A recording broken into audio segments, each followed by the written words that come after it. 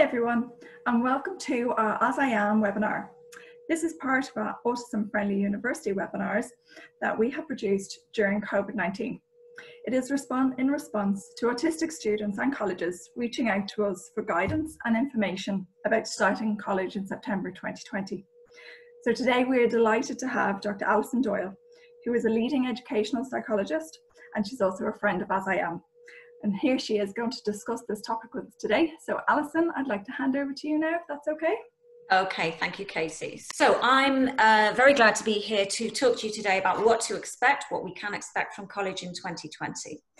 As we edge towards the end of June, the mechanics of running college courses are still quite tentative, not dissimilar to the arrangements for schools opening. And advice for reopening public and private sector services changed again on Friday, and there are likely to be more changes in the coming weeks. The possibility of face-to-face teaching is completely dependent upon any reoccurrence of the coronavirus over the next few months. But colleges and institutes of technology are working really hard to make arrangements for every scenario. So I'm going to outline some of the current thinking. So what is happening with results and offers? As far as we know at present, leaving certificate results and college offers will roll out in exactly the same way as in previous years and as close as possible to the same timeline. So it's going to be around mid-August. But I would really stress that you need to continuously check back with the CAO to make sure that there are no changes to these arrangements. As we can see on the left-hand side of the screen here, there are still decisions to be made for offer rounds of TBC to be confirmed. So I would recommend checking back on this important dates section of the CAO website. And I'm not going to go into an explanation today of how the offers process works, as there is a very useful animated video from the CAO at this link bottom there, just below that image. And obviously you can rewatch this as many times as you like. Before you make a final decision on course choices, it's useful to think about what this means in reality over the next year and coming years. Further and higher education is constructed as a ladder system. You can step on and off the ladder at different points across your education career. And this is something that you now have control of as you leave full-time secondary education. Most Leaving Cert students move from level 5, leaving certificate, and climb up directly to level 7 or level 8 degree courses. Other students may decide to take a more gradual route by completing a post-Leaving Cert course at level 5, followed by a level 6, and then apply for a degree course via the CAO or through a direct access route. For some students, this works very well as it provides an opportunity to get used to a very different teaching and learning situation that is quite unlike school, and it eases you into this gently. It's really important that you take this time that we have now before offers come out to research your choices, to reflect on what these mean for you and your own situation and your preferences and your aspirations or dreams. Talk to your family, friends, people who can help you to make the right decision. Leaving this decision making to the last minute often results in a panicked and hasty decision. You could use a choice sheet like this one on the right here to help with these decisions. So let's take each of these points in turn, taking a gap year, deferring an offer, and exploring learning options. Two things to consider. In the past, some students have decided not to accept an offer. Perhaps they were disappointed in not achieving an offer on a course of their choice, and have elected to take a year out and either find a job or complete a different type of course and reapply the following year. There are advantages and disadvantages to these options. For example, if a large number of college applicants decide not to accept a place this year, competition for places this year decreases, meaning points may reduce and students might receive offers on courses that otherwise could have been out of reach. However, where too many students choose to wait a year, take a year out, this may increase the numbers of students applying to certain courses and therefore increase the CAO points next year. It's very important to remember also that there are a finite number of college places. There's no capacity for colleges to take 50% more students next year because they decided to wait another year. Similarly, a few students decide to defer their offer to take a year out, find a job, complete a different course, take up their place following September. The number of students doing this year, due to coronavirus and an uncertainty about online learning, might increase.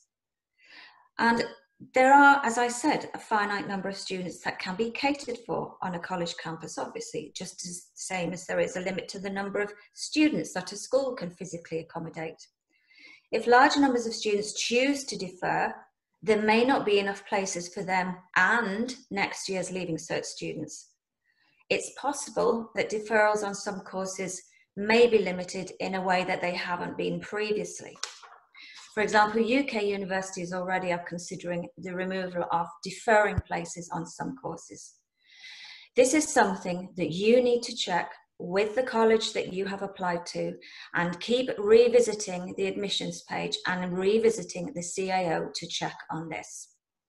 There is also a specific procedure for deferring your offer that you must follow, and you can find that information at the link below there. So what other options do you have after the Leaving Cert? Whether you decide to take a year out, or maybe you didn't achieve the points you needed, maybe you didn't receive the offer that you wanted, you might consider completing a QQI level 5 or level 6 post-Leaving Cert course, or a PLC as it's known. QQI stands for Quality and Qualifications Ireland, and they replace the old FETAC awards. Following completion of these programs in further education, you can proceed to third level study through an access program. And actually, data published by the Higher Education Authority shows that there's a far lower possibility of college dropout for students who've completed a PLC than those who proceed directly to college from school. Remember that ladder system from the beginning of this webinar. PLC courses offer good practice in using online learning tools, completing assignments, engaging in group work. They provide a taster of subjects that you might be interested in. For example, I know of students who, for example, completed a PLC in psychology and discovered that they no longer wish to study psychology at third level, thereby saving themselves much complication and wasted fees. Also, many FE colleges offer specific pre-university preparation courses in the sciences or the arts, meaning that students are better prepared and better informed about what to expect. If you're thinking about pursuing a PLC course, you can find out more about access routes to college through QQI courses by watching this very useful video guide from the CAO. So what kind of learning can we expect in college? A very important part of your decision is how your course is going to be delivered in September. We don't know yet if that is going to continue across the entire year or just for the first semester, or indeed for the foreseeable future. Colleges in Ireland are planning for all options, although currently it looks as if the most likely approach will be blended or hybrid teaching, certainly for the first semester, or first term as you may think of it, from September to December. Colleges are in the process of reconfiguring teaching for a hybrid approach, which means mostly online lectures with some face-to-face interaction. There is a possibility, if there is a resurgence in the virus, that courses will be delivered wholly online. And this is not necessarily a negative. Some students may welcome a more gradual transition and integration into college life. You might decide that online learning suits you. So what might college look like? It's probable that orientation for new students will take place over virtual networking sites such as Zoom or Microsoft Teams. It's likely that the end of semester examinations may be shifted from December to January.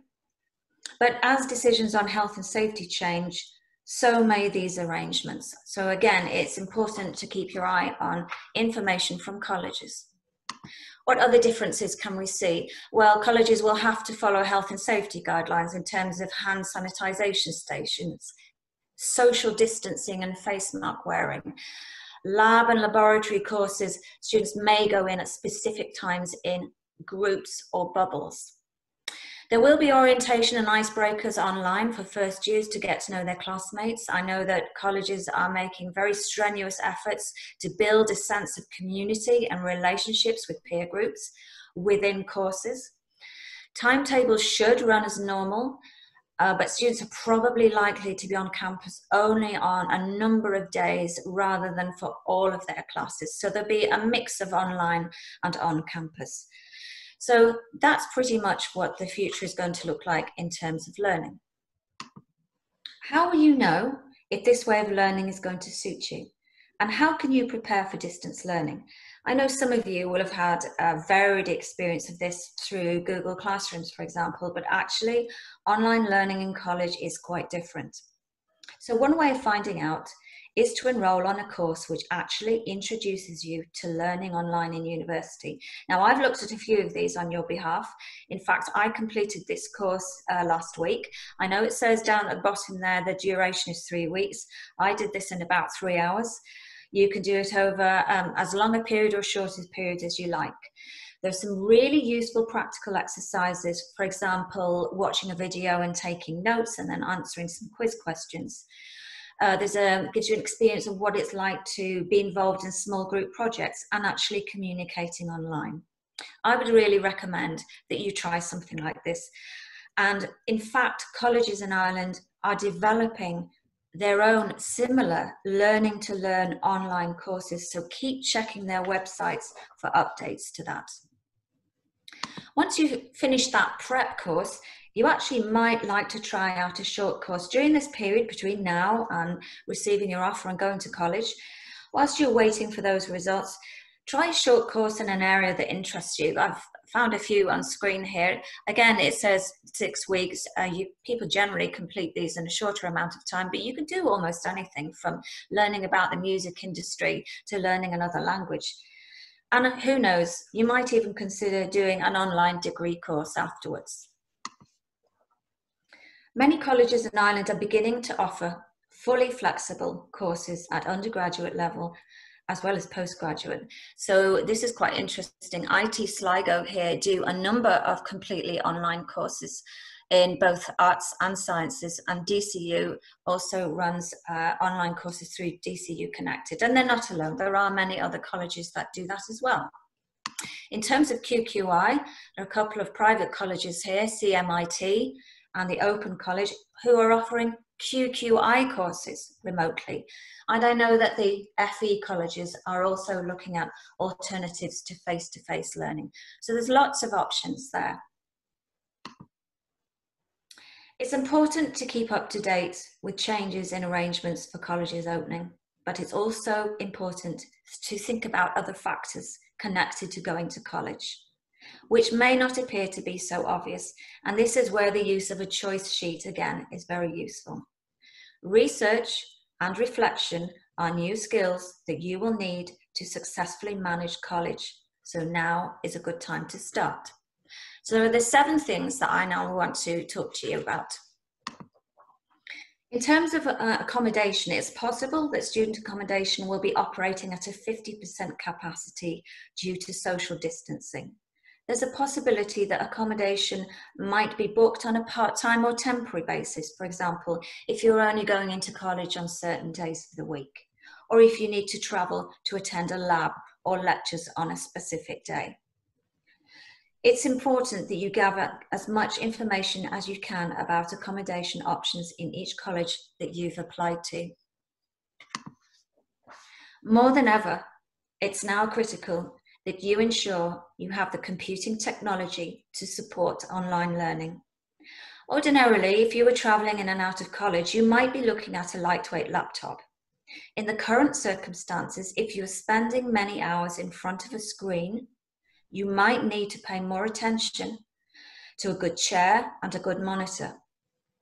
In terms of equipment, do you have access to a desktop computer that has the processing speed, the memory capacity, and graphics card capable of managing online learning platforms, graphics-heavy content, possibly specialist software programs that you may need, for example, if you're studying engineering. Do you have a camera and a high-quality headset with microphone for participation in online classes? In terms of digital literacy, you should be fully familiar with using Microsoft Office Online, including how to attend a Microsoft Teams meeting and Zoom, or the Google suite of products if Google Drive is being used by the college you will be attending. These are things you can research and find out. You should fully explore all the built-in features such as voice dictate or read aloud in both Word and PDF, and similar tools in Google software. I cannot emphasize enough the importance of touch typing. If you are completing an online exam and can only type at 10 words per minute, your performance will be compromised. These are skills that you can be working on right now. And I'd like to add here that it is a possibility that exams will be conducted online in the future, rather than having to make arrangements for large numbers of students to attend a central physical examination venue. Information literacy is concerned with understanding and having confidence in using online tools to find information. So, for example, finding ebooks and academic papers in the library. We don't use textbooks at third level, or albeit very rarely. We look for journal articles. These are academic papers. So you could be using the library online. All your course materials will be hosted on what's called an online learning platform, sometimes called Blackboard, Moodle, or Canvas. You should also be aware, and you can see this at the bottom left-hand side, a specific piece of software called Turnitin. When you upload an essay or an assignment, it uses an algorithm to check whether you have copied any of the content from a website, and this is called plagiarism. It's very useful to be fully aware of these kinds of literacies before you begin college. Setting up a space to study is very important. I'm sure you've had experience of this over the last few weeks with online learning with your school. Ideally, this should not be your bedroom, as that is a space for sleep and relaxation. So you should have a good idea by now of what works for you at home. Take some time to think about any changes or improvements you could make. These two videos were made by occupational therapists in UCD, Trinity, and Technical University Dublin, who have a very solid experience of supporting autistic students. So I strongly recommend that you watch them. Designing a routine that suits you and managing your study exam environment. Another important task is to start looking at college jargon. Many colleges and IOTs have web pages that take you through the vocabulary associated with learning in university. If you don't understand the meaning of these terms before you start, things might become quite confusing. Take some time to look these terms up and do a search on the college websites, especially those colleges that you've applied to. So you need to understand fully what learning outcomes are, where the student portal is and what that means. What is a VLE, for example? Also, what is the difference between different methods of assessment that you are likely to experience? An online exam, what's an open book exam? What are MCQs, OSCEs? What's the difference between an exam and an assignment? You can find out more about this from all of the college web pages. Usually you will find this under specific pages that are devoted to COVID-19 under FAQs for students. All of these supports that you see in front of you will be available to you remotely. Indeed, colleges have been continuing to support current students remotely. We have one-to-one sessions with students via Microsoft Teams, sometimes Zoom, sometimes Skype. The counselling services also provide remote support. You'll be invited to an online orientation before your course begins. The Students' Union, which is run by current college students, provides advice on money, fees, your course, your welfare and your health. And there's plenty of support from your peers who have studied your course. Please do look these up in each of the colleges that you've applied to. Some colleges have specific websites to support autistic students before they come into college. For example, Autism and Uni Dublin. And you can read about experiences from students about starting college, difficulties they encountered, strategies for managing the first year. And I think you might recognize one or two faces from there. AsIAm also have some really good blogs from students who are current students in college who talking about their experience of college. So I would encourage you to read those as well. So important task for you. These are my top tips for a smooth transition to college. Once you've accepted an offer, check your email regularly. If we're in a hybrid learning situation, you will be invited to register and set up your student account and attend an orientation online, probably via Zoom. Student services are still supporting students in real time, even if this is not face-to-face. If safety regulations change, you might be invited to a needs assessment appointment in college, but definitely to a meeting via Zoom or Teams. So it's really important to check your email. At this needs assessment, disability service staff will discuss your learning needs, including exam arrangements. Some colleges use Google Docs and provide students with Google Drive. Other colleges may use Microsoft 365 and OneDrive. As I said before, investigate this. Your course may ask you to complete assignments using Excel, PowerPoint, Word, and their Google equivalents. You need to work on these with your fellow students. So it's really good to be confident about using them, and practice is a good idea. As I've said, learn to touch type. I can't stress how important this is. But you don't need to just hear this from me. It's much more interesting to hear about this from fellow students. And the best way to discover how college works is to talk to them. AHEAD and Trinity Student Union have partnered up to facilitate a webinar, which is happening on Thursday at 2:30. You can register at the link below. This is going to be hosted by Hannah Kelly. She has 4 student speakers. It's a 1-hour webinar, and you will be able to ask questions. Usually when you attend a public webinar like that, the host will not activate your camera or your microphone, so you don't need to worry about being seen on screen or being heard. You usually use the chat bar function if you want to ask a question. So I'd strongly recommend attending that. Alternatively, other colleges and IoTs are hosting live question and answers events prior to the close of Change of Mind. For example, TUD have one on Wednesday, the 24th of June, and on the left there's an office forms where you can apply. There's another one here in Waterford IT, which is also on Thursday, the 25th of June. That's in the evening. And then on the far left-hand side there, on the 1st of July, Trinity Student Stories. Again, that's a live webinar, and there's an explanation of change of mind options. I've previously written articles about AsIAm, and I imagine these are still available for you to read at your leisure. But really the take-home message is to keep your eye on latest announcements and COVID information pages for every college that you've applied to. You should also check regularly with the CIO website, and I really wish you the best of luck. Thank you, Alison. That was brilliant. Absolute wealth of knowledge, which is going to be sorry. Really, really good. So I have a couple of questions here. Now, you have answered a lot of them, so I don't know if you have just some pointers maybe to give to some students. So one of the questions is, what advice can you give to autistic students who are due to start university in September, but they're feeling anxious about all of the changes? Well, apart from being prepared for a mix of online and face-to-face learning, potentially, first of all, accept that things are going to be, you'll probably be studying home most of the time until at least Christmas time. I would urge you to listen to what current students are saying, to check out some of those student stories, and to think of it, perhaps, the advantages in that you are not going to have to attend large face-to-face gatherings.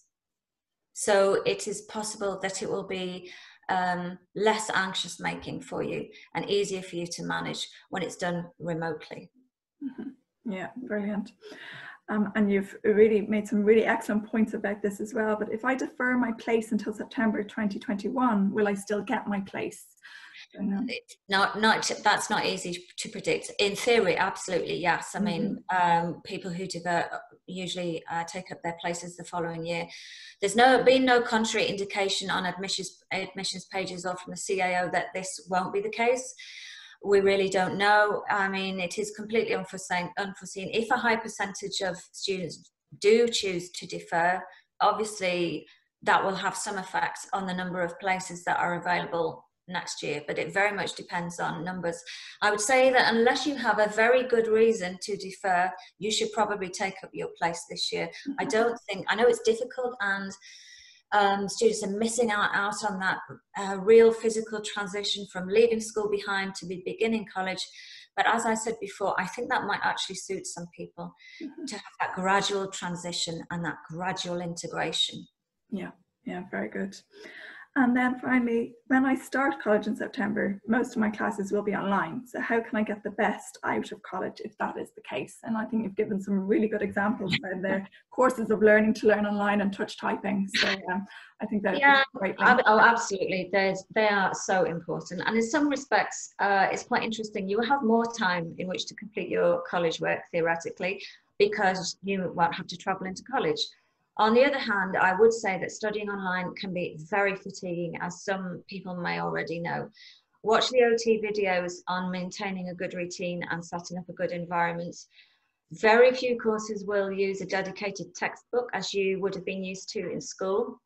However, I would, if they have recommended core textbooks that they would like you to read, I would perhaps recommend that you purchase printed copies, because although you can get ebook versions, generally speaking, if you're spending lots of time on screen, I think you're reading core text, you should really try and read those as printed copies.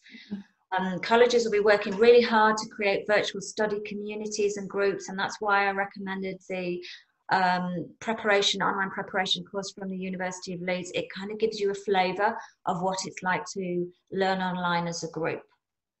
Yeah, brilliant. Really, really good. That's it. So thank you so much, Alison. If people have any more questions or would like to get in touch, can they contact you at www.ceres.ie? Yes, absolutely. No problem at all. And I will send you a PDF of those slides so that if anybody would like a copy, they're very welcome to have them. That's brilliant. Thank you so much, Alison. Okay, take care. Bye. Bye. Bye. Bye.